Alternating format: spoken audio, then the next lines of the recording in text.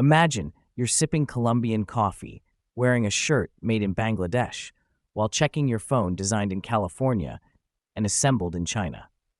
Without even leaving your room, you've traveled the globe, thanks to international trade.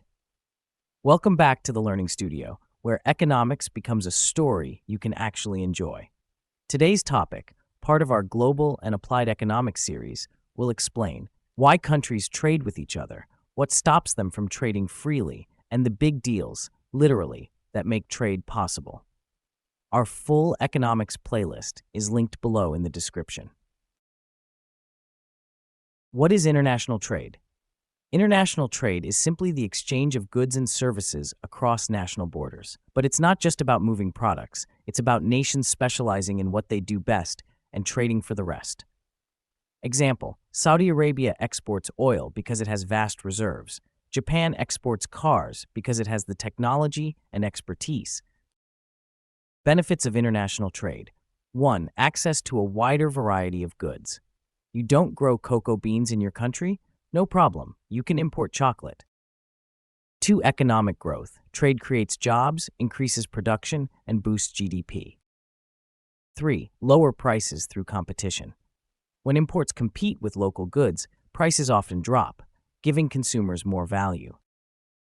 4. Specialization and efficiency. Countries focus on what they're best at, called comparative advantage. Example, India focuses on IT services, Brazil on coffee production.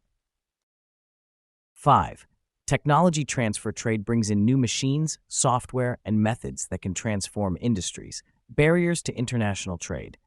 Not all countries open their markets completely. Here's why. Tariffs. Taxes on imports, making foreign goods more expensive. Quotas. Limits on how much of a product can be imported. Subsidies. Governments help local industries so they can compete against imports. Regulations and standards. Safety, environmental, or quality rules that imports must meet. Political tensions. Sanctions or restrictions during conflicts.